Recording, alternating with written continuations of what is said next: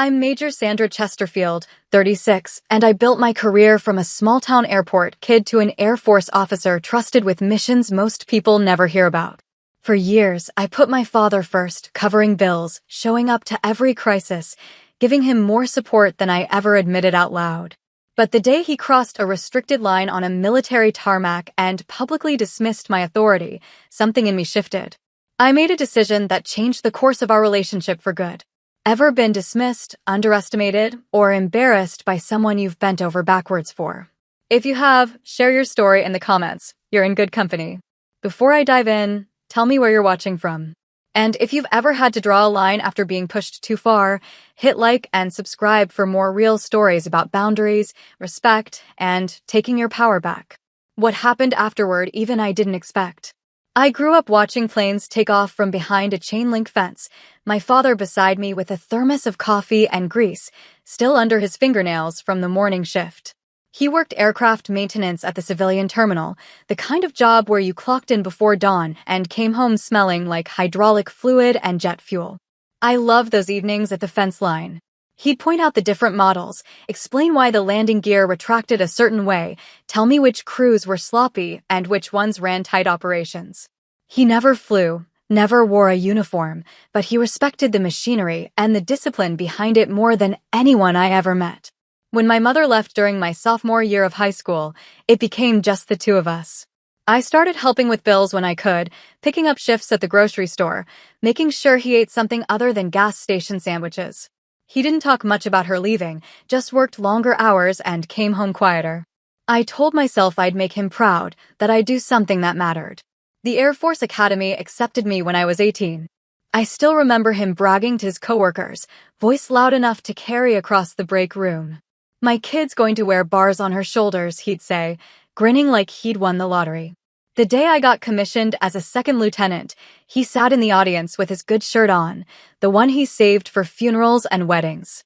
When they pinned the gold bar on my uniform, I looked out and saw him wiping his eyes. Later he claimed it was just dust, but his voice cracked when he said it. I worked logistics and operations, the kind of assignments where you lived in spreadsheets and flight manifests, coordinating cargo movements and making sure aircraft got where they needed to be with the fuel and parts to keep them flying. It wasn't glamorous, but it was essential. I made first lieutenant 2 years later, then captain by my late 20s. My father called after every promotion, pride thick in his voice, asking when he could see the new rank insignia. I kept showing up for him. When he had surgery on his rotator cuff, I took leave and drove him to every appointment.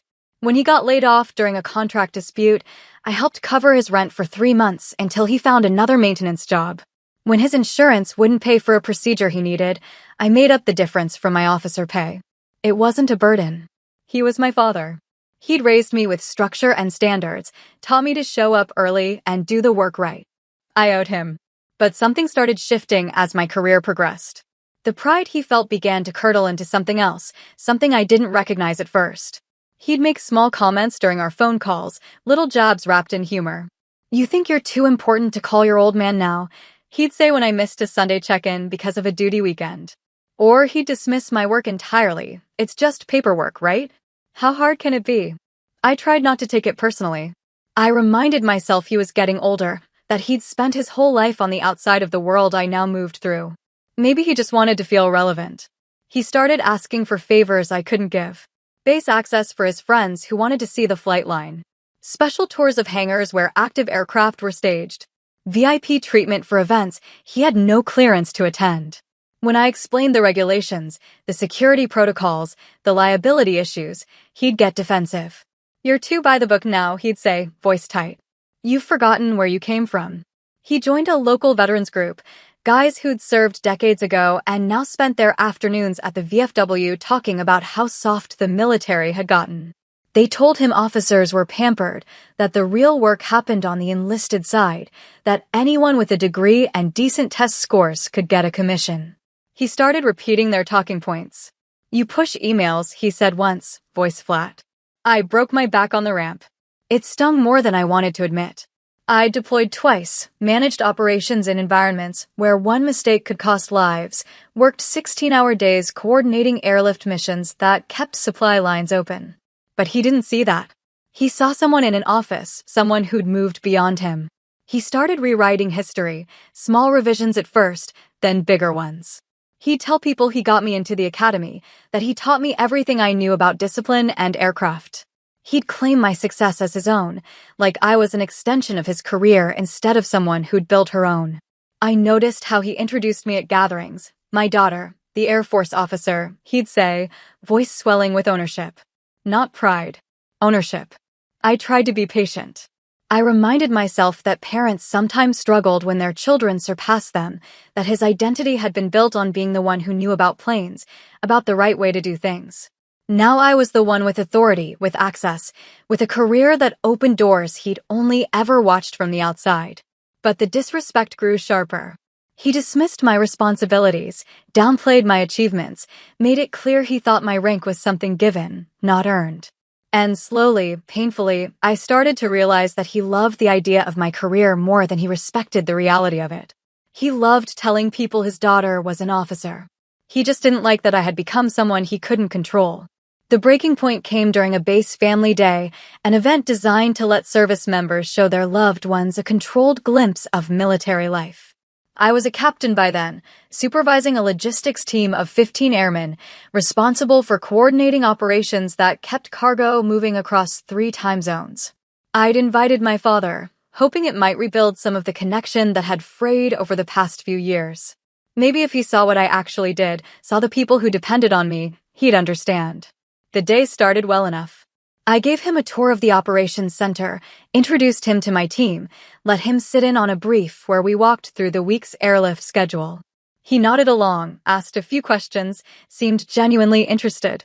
For a moment, I thought maybe we'd turned a corner. Then we walked outside toward the static display area, where families could get close to aircraft that had been positioned for photos and demonstrations. The flight line beyond was clearly marked as restricted, red cones and signage indicating that only authorized personnel could cross. My father saw the boundary and kept walking. I called after him. Dad, you need to stay on this side. He waved me off without turning around. I just want a closer look. Security noticed immediately. 2 airmen moved to intercept, polite but firm. Sir, this area is restricted. You'll need to step back behind the line. My father stopped, turned, and his face flushed red. Do you know who my daughter is? He said, voice rising. She's a captain.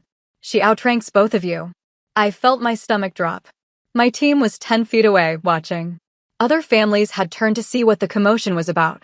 I stepped forward quickly, trying to de-escalate before it became a scene. Dad, they're doing their job. Let's just step back and he cut me off. Tell them who you are, he said, eyes locked on mine. Tell them you're in charge here. I kept my voice calm, professional. The rules apply to everyone, including me. His expression shifted, something between disbelief and anger. You're really going to let them talk to me like this? The security airmen looked uncomfortable but held their ground. I could see my senior master sergeant watching from the operations tent, assessing whether she needed to intervene. I pulled my father aside, away from the crowd, trying to handle it privately. You can't just walk onto a restricted flight line, I said quietly. It doesn't matter whose family you are. Those rules keep people safe. He stared at me like I'd betrayed him. You should have told them to back off. You should have made this easier. I felt something crack inside me, something that had been bending for years. I don't make things easier by ignoring regulations. That's not how this works. His voice dropped, but the anger sharpened. You've changed, he said. You've forgotten what matters. Then, loud enough for the airmen nearby to hear, he added, you're a disappointment. The words hung in the air. I saw my team exchange glances, saw the families pretending not to listen. I felt the heat rise in my face, the humiliation of being dressed down by my own father in front of people I led. But I didn't respond. I didn't defend myself, didn't argue. I just stood there, letting the moment pass, waiting for him to finish. He refused to apologize afterward. On the drive back to his house, he sat in silence, arms crossed, staring out the window. When I dropped him off, he said, you chose the uniform over family. I hope it was worth it. I didn't hear from him for 3 months. I deployed twice in the next 2 years, focused on my work, threw myself into the operations that demanded my full attention. When the promotion board selected me for major, I didn't tell him right away. I wasn't sure I wanted to share it. The relationship had fractured, held together only by obligation and old affection that felt more like memory than reality.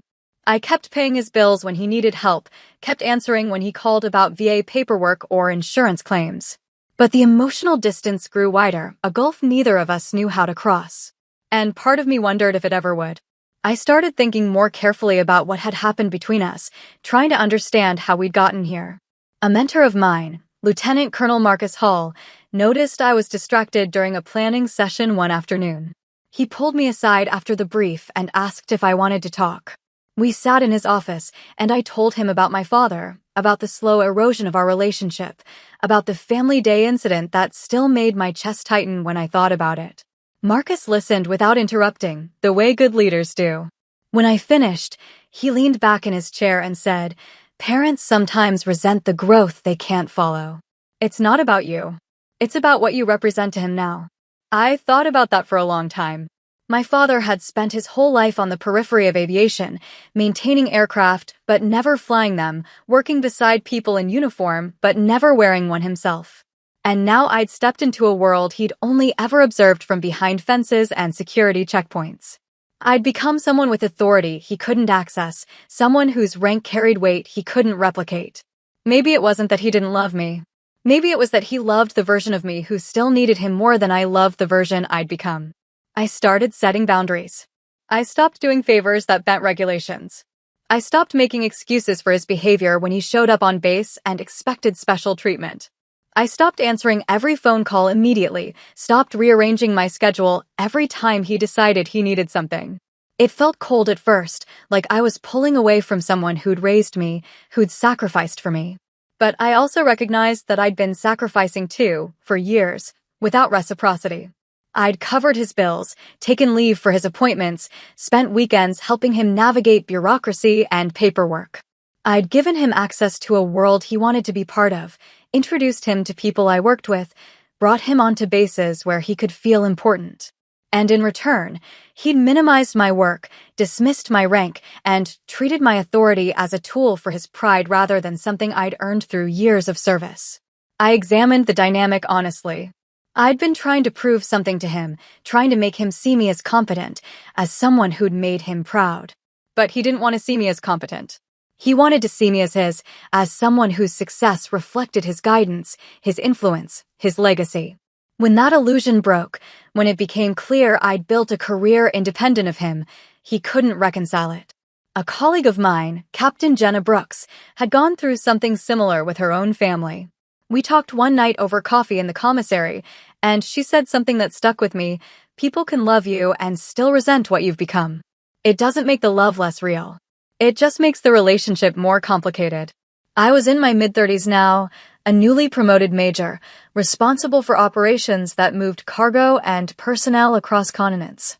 I coordinated with joint commands, managed budgets in the millions, oversaw airmen whose careers depended on my decisions.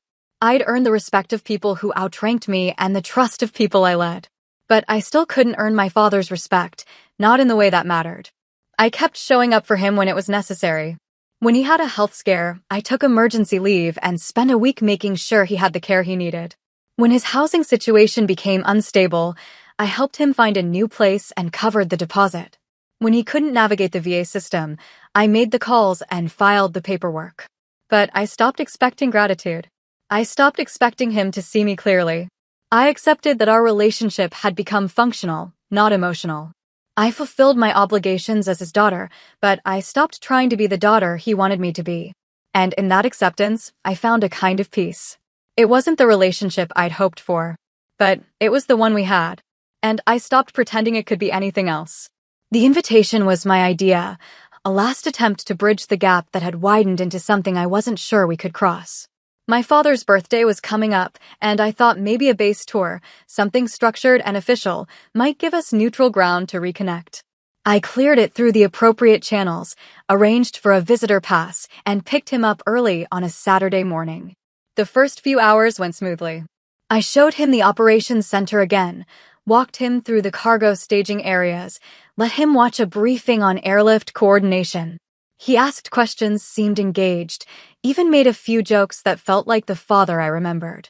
I started to think maybe I'd been too hard on him, too quick to write off the possibility of repair. We took a shuttle toward the airfield perimeter, where a few aircraft were parked for maintenance and inspection. The plan was to loop past the static displays and head back to the visitor center for lunch. But as we drove past a restricted section of the tarmac, my father went still. I followed his gaze and saw it, a VC-25A, the modified Boeing 747 that serves as Air Force One when the president is aboard. It was parked in a secure holding area, surrounded by barriers and security personnel, undergoing what looked like scheduled maintenance between flights. My father stared at it like he'd seen something holy. "That's Air Force One," he said, voice quiet, almost reverent. I nodded. "It's here for a maintenance check. We're not cleared to get any closer." He didn't respond. He just kept staring, and I saw something shift in his expression, a kind of desperate nostalgia mixed with something harder, something I didn't immediately recognize. The shuttle stopped near the visitor pathway, a clearly marked route that kept civilians away from active operations. My father stepped off and started walking. Not toward the pathway, toward the aircraft. I called after him. "Dad, you need to stay on the marked route." He waved me off without looking back. "I just want a closer look. I worked on these kinds of planes my whole life." I followed, keeping my voice calm but firm. "It's a restricted zone.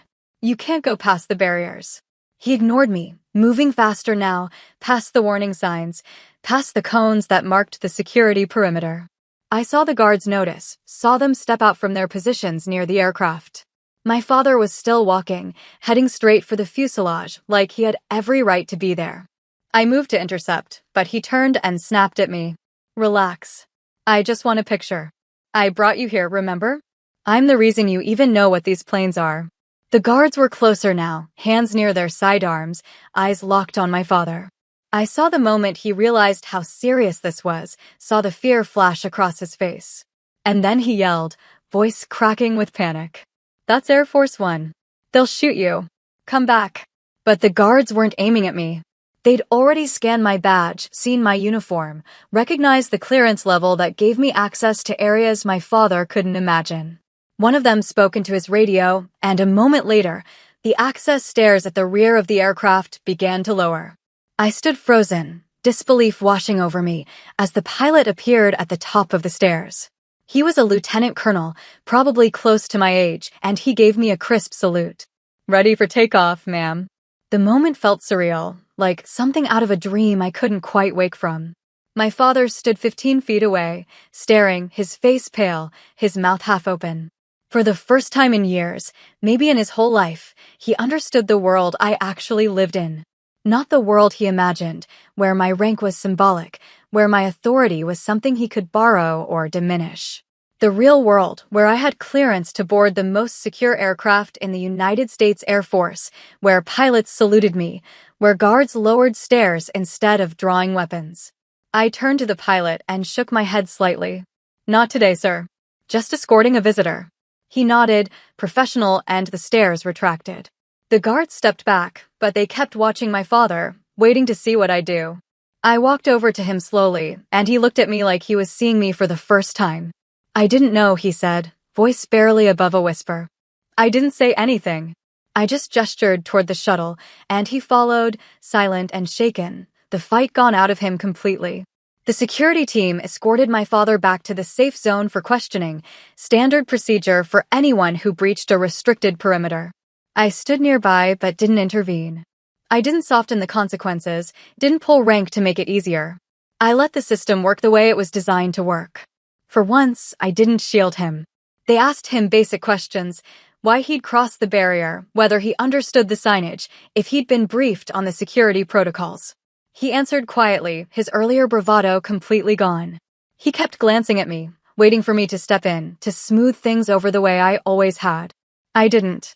When they finished, they issued him a warning and updated his visitor status to require direct escort for any future base access. It wasn't a criminal charge, but it was a mark on his record, a permanent note that he'd violated security protocols. He was shaken when we left, his hands trembling slightly as he climbed back into my vehicle. On the drive back, he tried to laugh it off. "That was something, huh? Got a little carried away." His voice cracked halfway through, betraying the fear still coursing through him. I didn't coddle him. I kept my eyes on the road and said, "You crossed into a restricted area around the most secure aircraft in the Air Force. You're lucky they recognized my clearance, or that situation could have ended very differently." He went quiet. We drove the rest of the way in silence. When I dropped him at his house, he hesitated before getting out. "I didn't know it was that serious," he said. I looked at him directly.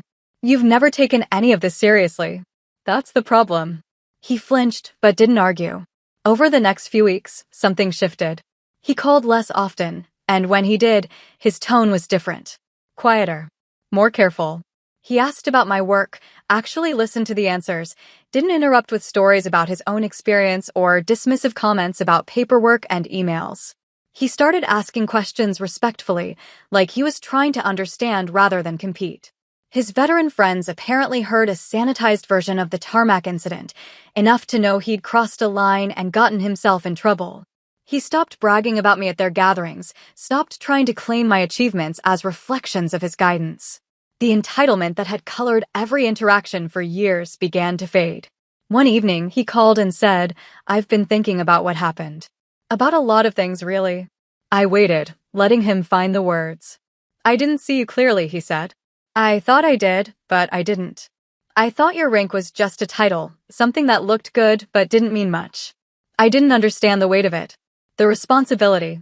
What you actually do every day." I didn't fill the silence. I let him sit with it.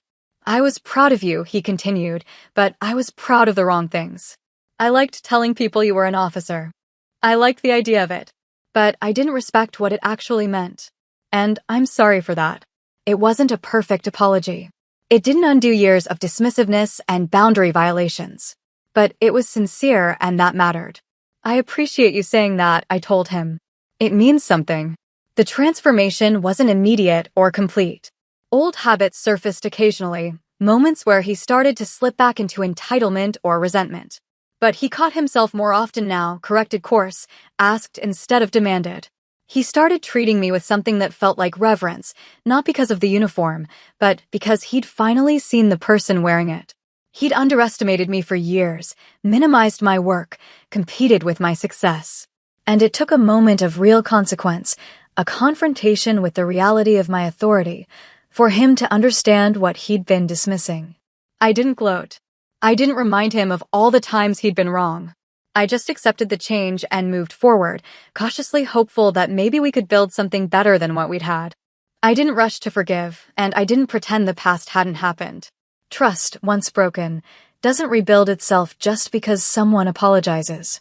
It requires consistent action over time, proof that the change is real and not just a temporary reaction to being embarrassed. I structured our contact differently. Shorter visits, clearer boundaries, expectations set in advance. I stopped making myself available for every crisis or inconvenience. I stopped rearranging my life to accommodate his schedule. If he needed help, I helped, but on terms that worked for both of us, not just him. He noticed the difference.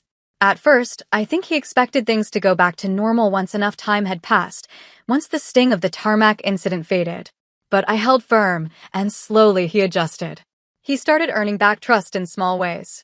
He fixed things around my house when I was deployed, not because I asked, but because he wanted to contribute. He asked about my missions, actually engaged with the details instead of glazing over or redirecting to his own stories.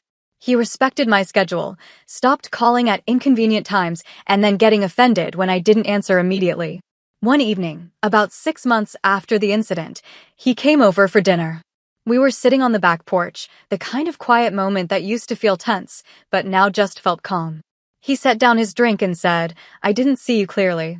"I do now." It wasn't dramatic. It wasn't accompanied by tears or grand gestures. It was just a statement of fact, delivered with the kind of straightforward honesty that felt more meaningful than anything rehearsed. I accepted the apology without romanticizing it. I didn't tell him everything was fine, that we were back to the way things used to be. Because we weren't, and we wouldn't be. But we could be something different, something more honest.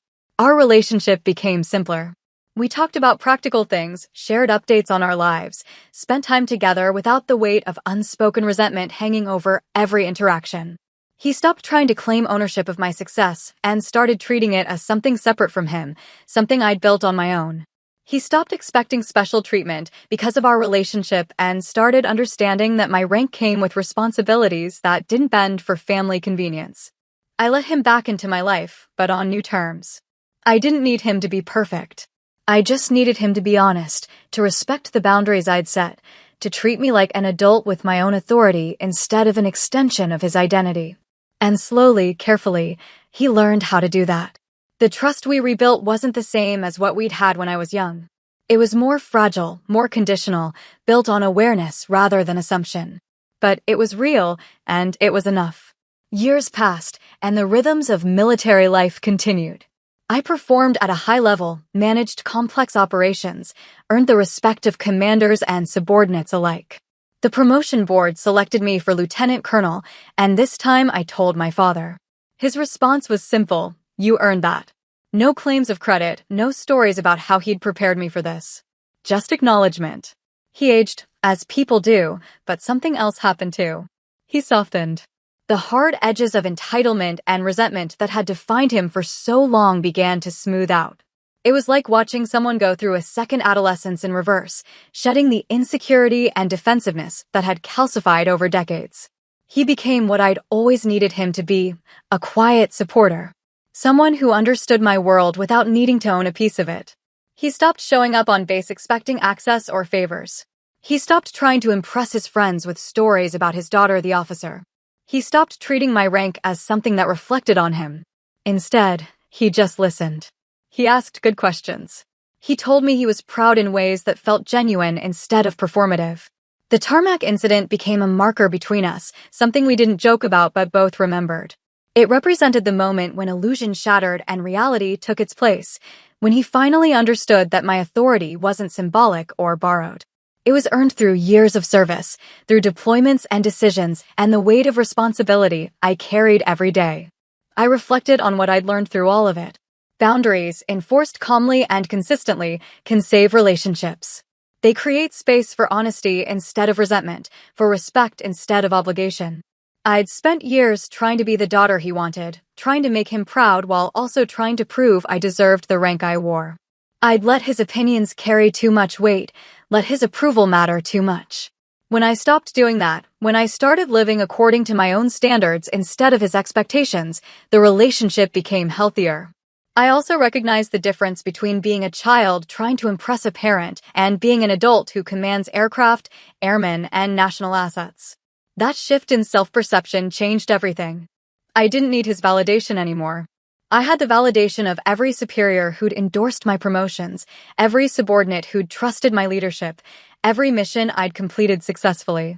His respect was something I wanted, but it wasn't something I required to know my own worth. My father, for his part, seemed to understand that finally. He stopped competing with my success and started celebrating it. He stopped trying to diminish my work and started asking how he could support it. He became someone I could rely on in small ways, someone who showed up when it mattered without demanding recognition. It wasn't a perfect reconciliation. Some damage can't be fully repaired, some trust can't be completely restored. But it was real progress, built on honesty and mutual respect rather than obligation and unspoken resentment. And that was enough. The final lesson, the one that stayed with me through everything, was this: respect doesn't come from shouting warnings on a tarmac. It doesn't come from claiming credit for someone else's achievements. It doesn't come from rank or proximity to power. It comes from finally seeing someone for who they are, not who you need them to be. It comes from acknowledging what they've earned, what they've built, what they've become through their own effort and sacrifice. My father saw me clearly, finally, after years of looking past me or through me or at some version of me that existed only in his imagination.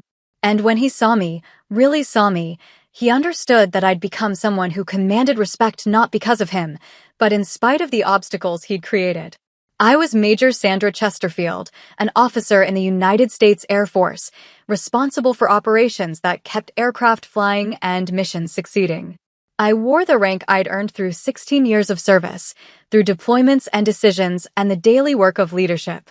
And the quiet satisfaction I carried, the thing that sustained me through every challenge, was knowing that I'd built this myself. The day my father yelled that they'd shoot me, that I needed to come back, he was operating from fear and misunderstanding. He thought I was in danger because he didn't understand the world I lived in. But when those guards lowered the stairs and the pilot saluted, he learned something that changed him forever. Real leaders don't need to shout. Real authority doesn't demand recognition.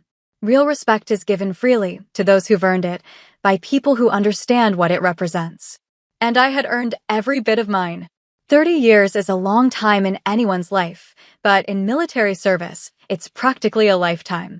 I'm 66 now, retired with the rank of Major General, 2 stars that I wore for the final 8 years of my career before I hung up the uniform for good.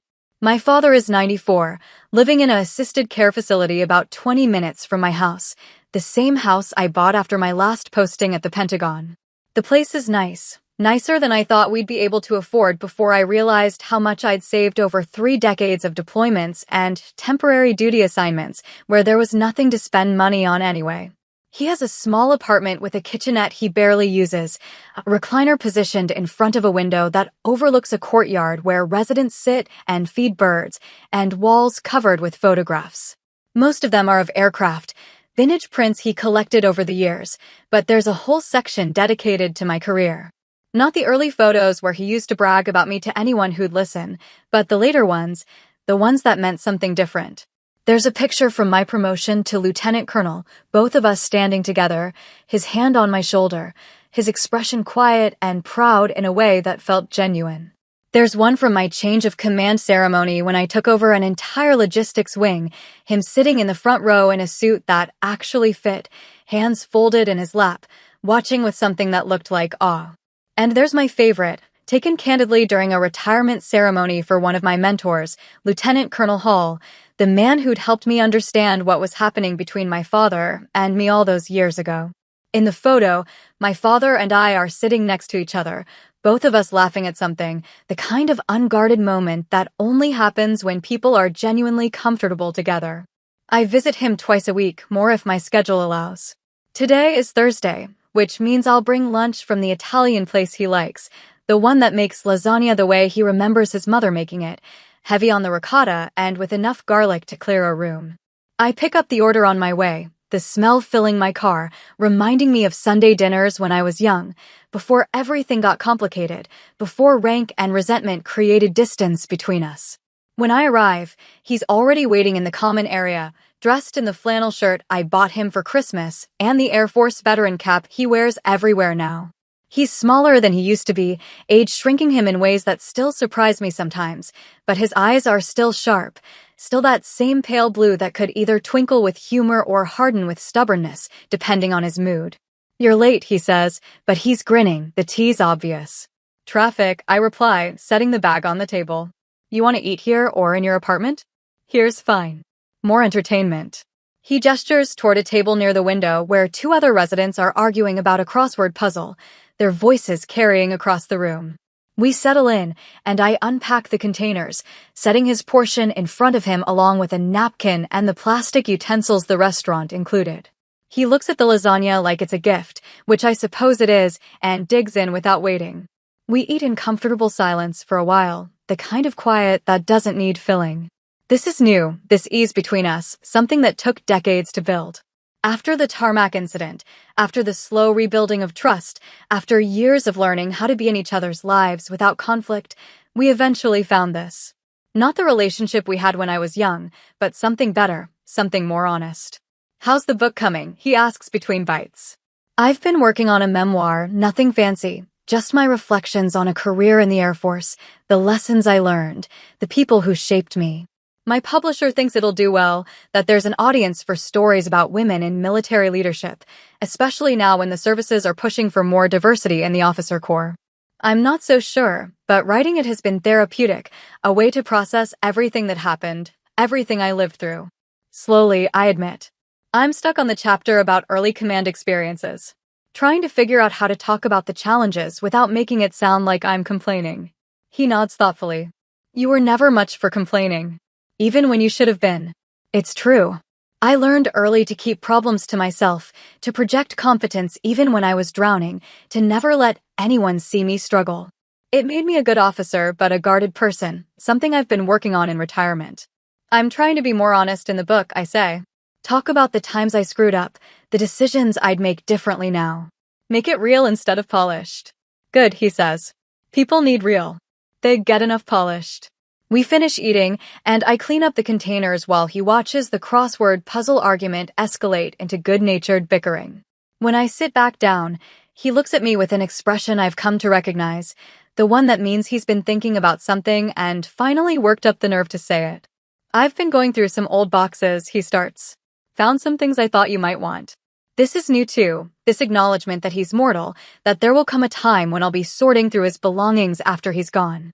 He's been preparing for it in small ways, giving me things that matter, telling me stories I'll need to remember when he's not around to tell them anymore. What kind of things? I ask. Letters mostly.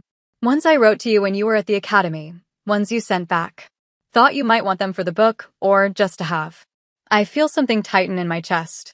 I remember those letters, the lifeline we maintained during my first years away from home. His were full of advice and updates about his work, awkward attempts to stay connected across a distance he didn't quite understand. Mine were full of details about classes and training, my attempts to share a world he wasn't part of but desperately wanted to understand. I'd like that, I say quietly. He nods, satisfied. There's something else too. Something I've been meaning to give you for a long time. He reaches into his pocket and pulls out a small box, the kind that might hold a piece of jewelry. He slides it across the table, and I open it carefully. Inside is a pin, old and tarnished, the kind aircraft maintenance crews used to wear decades ago. It has wings and a wrench crossed beneath them, a symbol of the work he did for 35 years. That was my first crew pin, he says.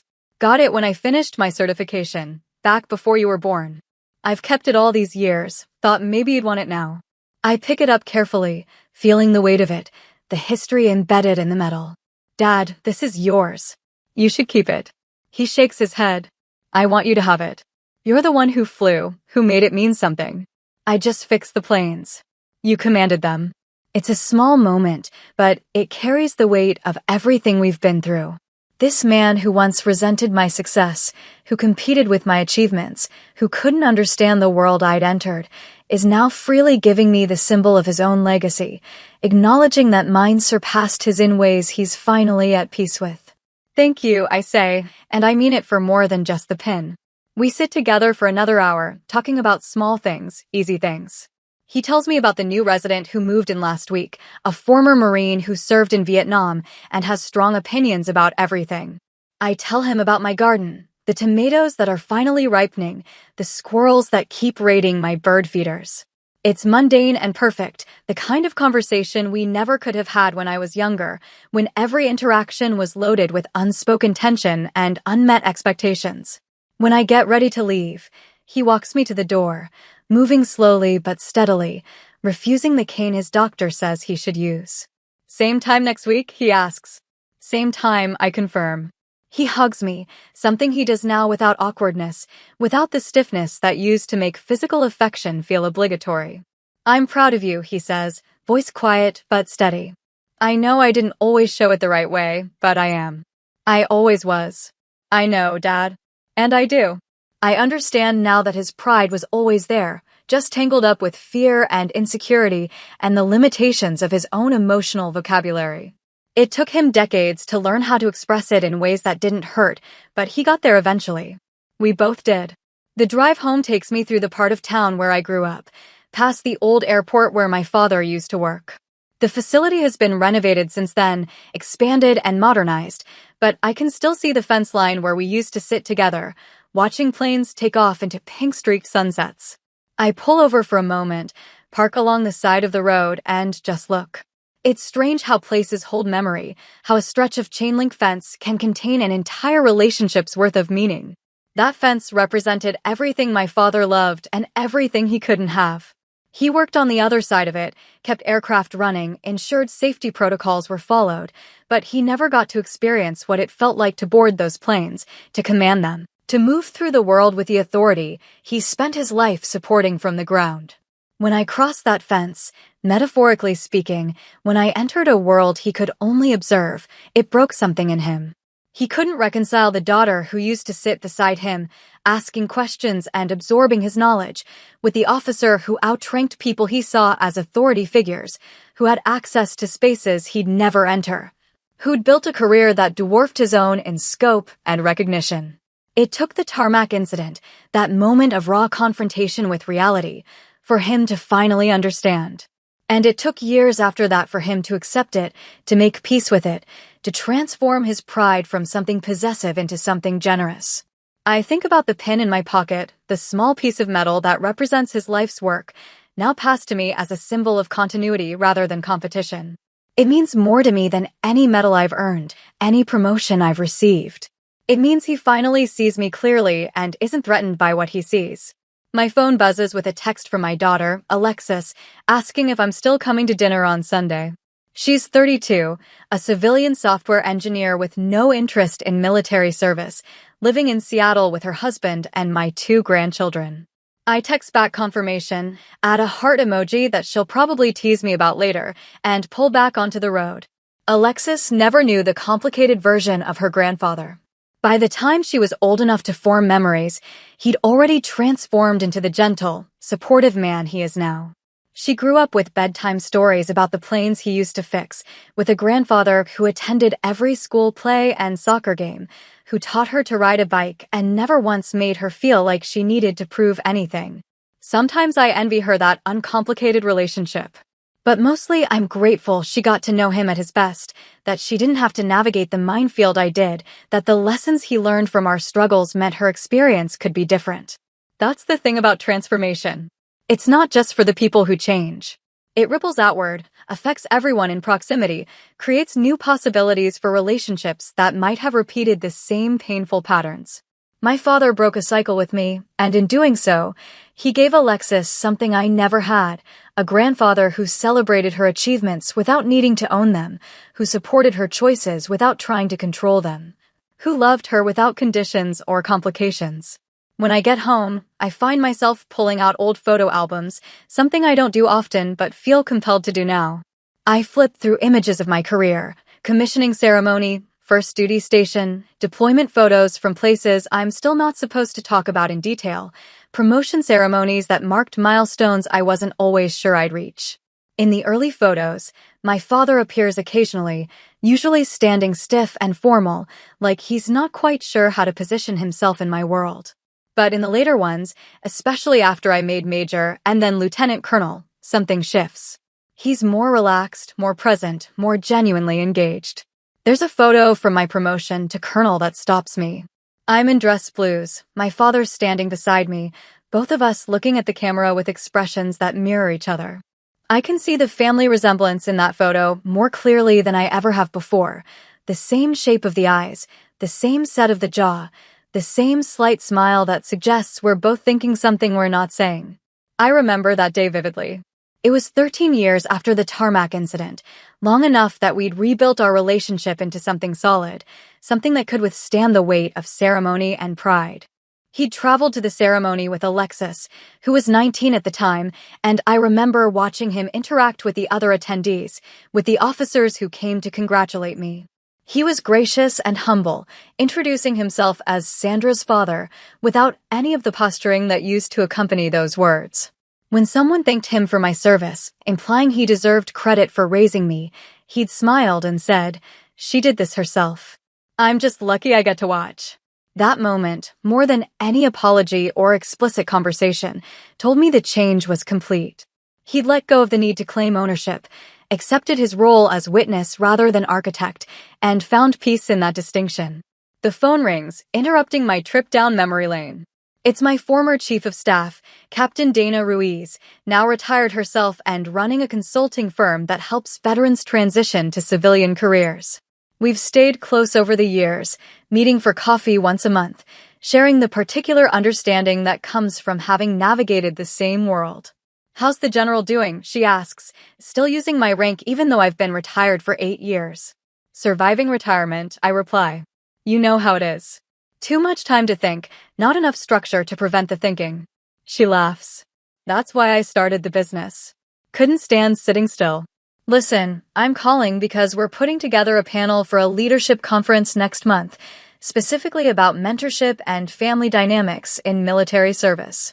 Thought you might be interested in participating. I hesitate. I've done a few of these over the years, usually talking about logistics management or joint operations, topics that feel safe and professional. But family dynamics hits closer to home, requires a level of vulnerability I'm not always comfortable with in public settings. What would you want me to talk about? I ask. Your experience, Dana says simply. How you navigated having a complicated relationship with your father while building a career. How you set boundaries. How you transformed that relationship over time. I think a lot of service members struggle with this, especially women, and they need to hear from someone who's been through it. I think about the book I'm writing, the chapter I'm stuck on, the question of how honest to be. Maybe this is an opportunity to practice that honesty in a smaller setting, to test whether my story resonates with people or just sounds like self-indulgent reflection. Okay, I say. Send me the details. I'll do it. We chat for a few more minutes, catching up on mutual friends and trading stories about our respective grandchildren. When we hang up, I feel energized in a way I haven't in months. Retirement is comfortable, but it can also be stagnant. The opportunity to contribute something meaningful, to help younger service members avoid some of the mistakes I made or navigate some of the challenges I faced, reminds me that my experience has value beyond my own life. That evening, I sit down at my desk and open the document where I've been working on the memoir. The chapter I've been stuck on is titled Early Command: Lessons in Authority and Boundaries. I've written and deleted the opening paragraph at least 20 times, trying to find the right tone, the right entry point into material that still feels raw even decades later. But now, with the pin my father gave me sitting on my desk beside the keyboard, with the memory of our lunch fresh in my mind, the words come easier. I write about the family day incident, about the humiliation I felt when my father dismissed my authority in front of my airmen. I write about the years of boundary violations that preceded it, the small cuts that accumulated into a wound I didn't realize I was carrying. I write about the Tarmac incident, about watching security lower the stairs to Air Force One while my father stood frozen, finally understanding the reality of my rank. But I also write about what came after. The slow rebuilding, the small gestures of respect, the conversations where we both had to let go of old patterns and create new ones. I write about forgiveness that wasn't instant or complete, but evolved over time into something resembling peace. I write about the pin, about what it means to receive a symbol of someone else's legacy, not as a burden, but as a gift freely given. And I write about transformation, about the fact that people can change even late in life, even after decades of being one way. My father changed because the Tarmac incident shattered his illusions so completely that he couldn't rebuild them. He had to face reality, had to accept that I'd become someone beyond his understanding and control. And in that acceptance, he found a way to be proud that didn't require diminishing me or claiming credit. The chapter pours out, 5,000 words written in a single sitting, barely stopping except to stretch my hands and refill my coffee. When I finish, I read through it once, surprised by how honest it is, how vulnerable. I've spent my career projecting strength and competence, maintaining professional distance, never letting anyone see the messy human underneath the uniform. But this is different. This is the truth of what I live through, presented without the polish or protection I usually insist on. I save the document and close my laptop, feeling simultaneously exhausted and lighter. The sun has set while I was writing, the room dark except for the desk lamp. I turn on the overhead light and notice the pin again, catching the glow, the tarnish giving it character rather than diminishing its value.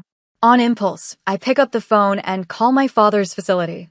The evening nurse answers, and I ask if he's still awake. He is, she confirms. Want me to transfer you to his room? Please. There's a pause, some clicking, and then his voice, slightly confused, because I don't usually call this late. Everything okay? Everything's fine, I assure him. I just wanted to tell you something. What's that? I used the pin. The one you gave me today. I was stuck on a chapter in my book, and looking at it helped me figure out what I wanted to say. There's silence for a moment, and I worry I've said something wrong, pushed too hard into sentimentality. But then he speaks, voice thick with emotion he's no longer afraid to show. I'm glad. That's what it's for.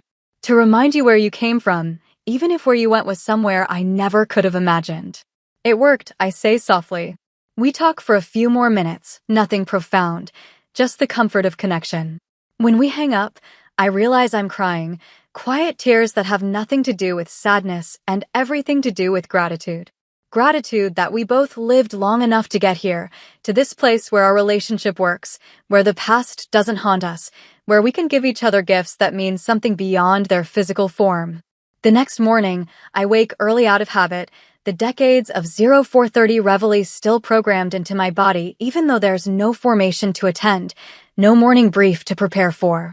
I make coffee and sit on my back porch, watching the sky lighten from deep purple to soft pink, listening to birds announce the new day with their territorial songs. This is my favorite time, the quiet before the world fully wakes, when I can think without interruption. I think about the panel Dana invited me to participate in, about what I'll say to a room full of service members who are probably struggling with some version of what I struggled with. Family expectations, complicated loyalties, the challenge of maintaining relationships when your career takes you places the people who raised you can't follow.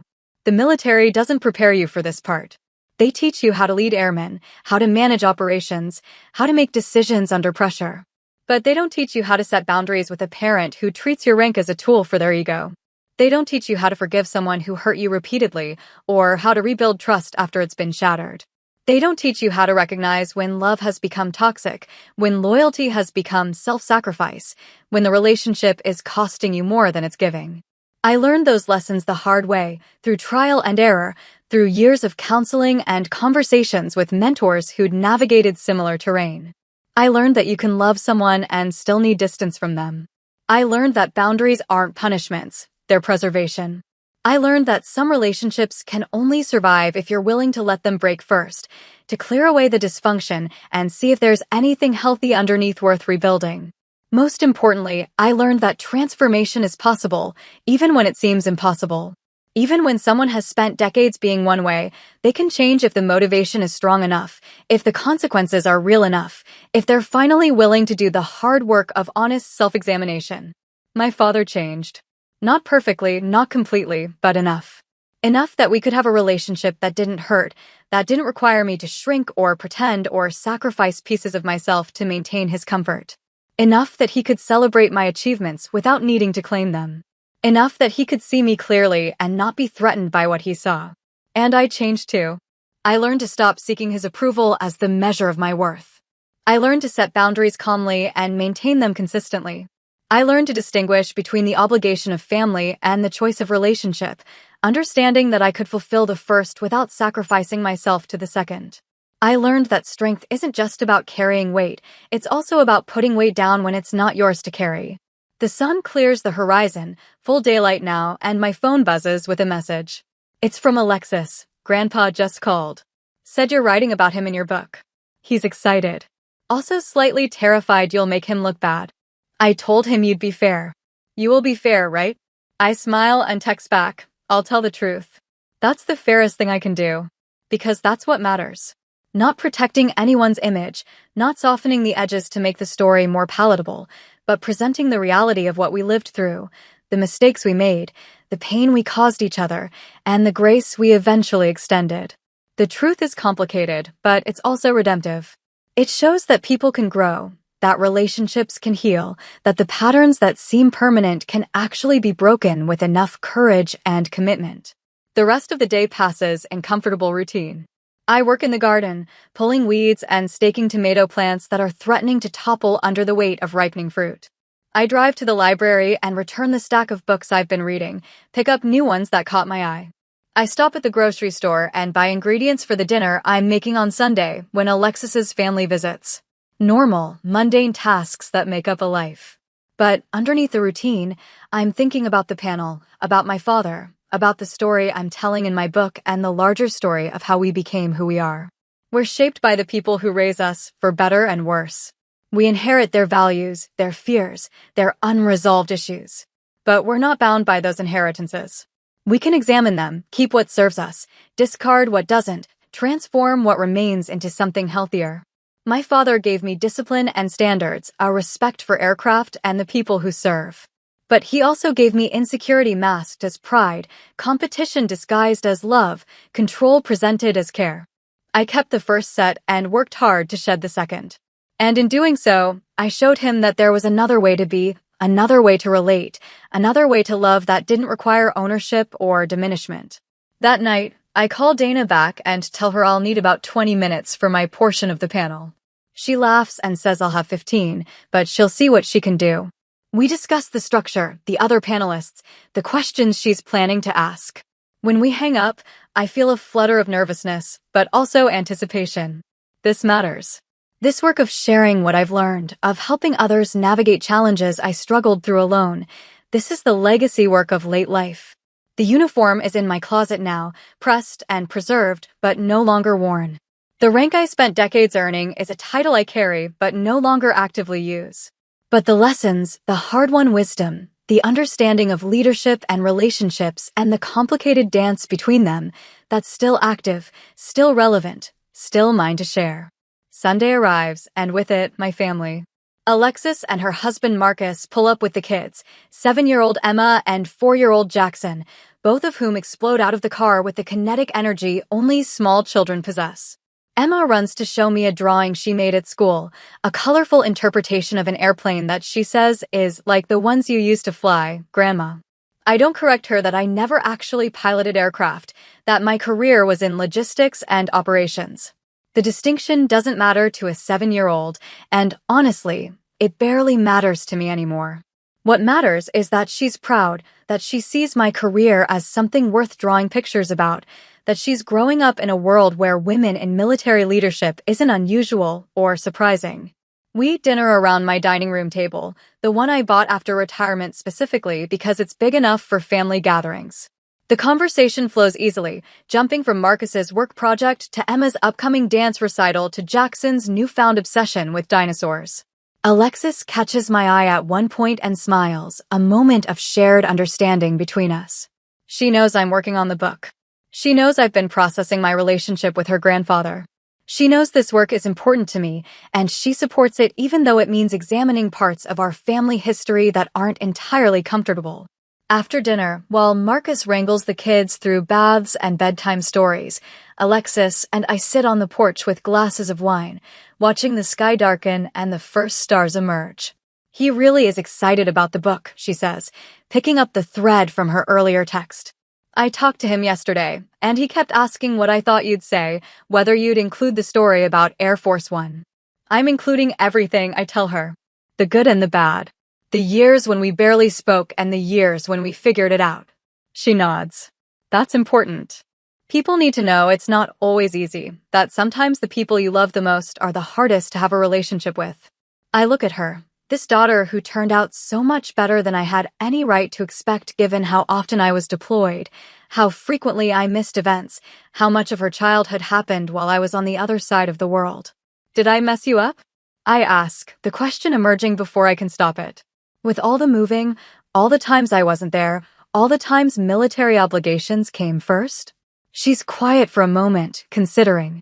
You mess me up in some ways, she admits. I have a weird relationship with goodbyes.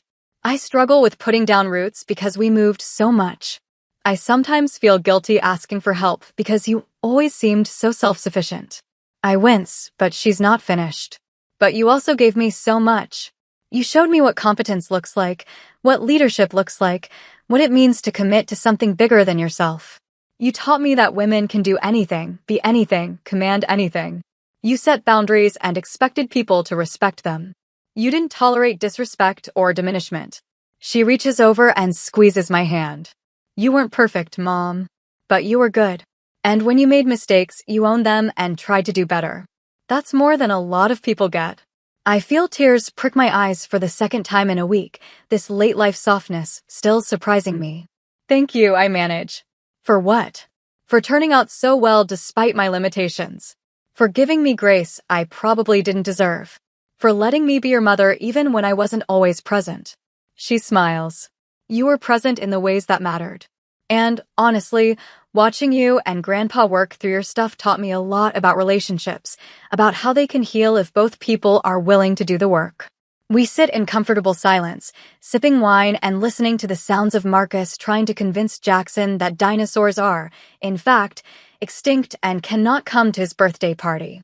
Eventually, Alexis goes inside to help with the bedtime chaos, and I'm left alone with my thoughts and the stars and the quiet satisfaction of knowing that despite everything, despite all the mistakes and missed moments and imperfect choices, somehow we all turned out okay. The panel takes place 3 weeks later in a conference room at a hotel near a major Air Force base. The audience is a mix of active duty and veterans, mostly officers, but with a good representation of senior enlisted. I sit at a table with 3 other panelists, a Marine colonel who navigated being the first in her family to go to college, let alone join the military. An Army lieutenant colonel who had to set boundaries with parents who kept trying to use his rank to resolve their personal disputes, and a Navy captain whose father was also Navy and struggled with his daughter outranking him. Dana moderates, keeping the conversation flowing, asking questions that draw out our experiences without turning it into a therapy session. When it's my turn to speak, I tell a condensed version of my story. I talk about growing up watching planes with my father, about his initial pride when I joined, about how that pride curdled into resentment and entitlement as I advanced in rank. I talk about the family day incident, about the moment he dismissed my authority in front of my airmen, and how that became a turning point. And then I talk about the Tarmac incident. The room goes completely silent as I describe my father walking toward Air Force One, the security response, the moment when the stairs lowered and the pilot saluted. I can see recognition in many faces, that specific understanding of what it means when someone finally grasps the reality of your authority. The thing about that moment, I say, is that it wasn't about proving anything to him. I didn't arrange it, didn't plan it. It just happened because I had the clearance and he didn't understand that I actually had the clearance. But it shattered his illusion completely. He couldn't pretend anymore that my rank was symbolic or that his experience working on aircraft somehow equaled my authority to command them. I pause, making sure I have their attention for the next part. But here's what matters more than that moment, what happened after. Because that moment could have just been a humiliation, an end to our relationship. Instead, it became a beginning. He started doing the hard work of understanding who I actually was instead of who he needed me to be. And I started doing the hard work of setting boundaries and maintaining them, of not sacrificing myself to maintain his comfort. I tell them about the years of rebuilding, about the small gestures and incremental changes, about how transformation happens slowly and imperfectly. I tell them about the pin he gave me, about what it meant to receive that symbol of his legacy without the weight of competition or resentment attached to it. 30 years later, I conclude, we have a relationship that works. It's not the relationship I imagined when I was young, but it's honest and respectful and good. He's 94 now, and I visit him twice a week, and we talk about real things without the tension that used to define every interaction. We got here because we both changed, because we both chose to do the hard work even when it would have been easier to just drift apart. During the Q&A session, the questions come fast and earnest. How do you set boundaries without feeling guilty? How do you know when a relationship is worth saving versus when it's healthier to walk away? How do you maintain your own identity and authority when family members are trying to claim it or diminish it? I answer as honestly as I can, drawing on my experience, but acknowledging that there's no universal formula. Every relationship is different. Every family dynamic has its own complications. But some principles hold true. Boundaries are necessary and healthy. Respect must go both ways. You can love someone and still need distance. Change is possible, but requires commitment from all parties. And sometimes the most loving thing you can do is refuse to participate in dysfunction. After the panel ends, several people approach me, wanting to share their own stories or ask follow-up questions. A young captain pulls me aside and says quietly, "My mother keeps introducing me as my daughter, the captain, like it's her achievement." It drives me crazy, but I don't know how to address it without hurting her. I spend 15 minutes talking her through strategies for gentle boundary setting, for acknowledging her mother's pride while redirecting the narrative. When I finally leave, Dana walks me to my car and says, "That was powerful. You should do more of these." Maybe I say, "It's strange, being this vulnerable in public. I spent my whole career maintaining professional distance." "That's exactly why it matters," Dana replies. "People need to see that even general officers struggled with this stuff. that having stars on your shoulders doesn't mean you had all the answers or navigated everything perfectly. It gives them permission to struggle too and to work through it. I drive home thinking about her words, about the strange trajectory of late life where the things you spent decades hiding become the things you need to share. The vulnerability I avoided during my career has become essential in retirement, a way to transform private struggle into public wisdom. When I get home, there's a message from the assisted living facility. My father had a minor fall, nothing serious, but they wanted me to know. I call immediately, and the nurse assures me he's fine, just bruised his hip and his ego, refusing to use the walker they keep recommending. I ask to speak to him, and when he comes on the line, his voice is gruff with embarrassment. I'm fine. They're overreacting. I'm coming over, I tell him. You don't need to, I'm coming over, I repeat, gentler but firm. I'll be there in 20 minutes. When I arrive, he's sitting in his recliner with an ice pack on his hip, looking annoyed at the fuss. I pull up a chair and sit across from him, and we look at each other for a long moment before I speak. You know you need to use the walker, right? That's not negotiable anymore. He starts to argue, then stops, something shifting in his expression. I hate feeling weak. Using a walker isn't weak. It's smart. It keeps you mobile and independent longer. Refusing to use it because of pride? That's what limits you. He absorbs this, and I can see him working through the logic, the same straightforward practicality that used to define him before ego got in the way. When did you get so bossy? He asks, but he's almost smiling. Around the time I made captain, I reply. You just didn't notice for a while. He laughs, a short bark of amusement that turns into a wince as his hip protests. I noticed. I just didn't like it. I know.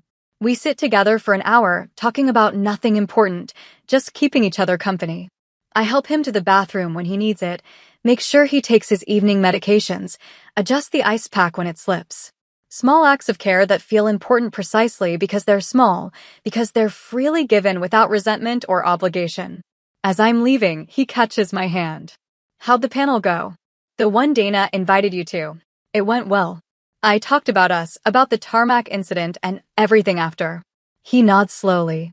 You tell them I changed? I told them we both changed. That it took work from both of us. Good, he says.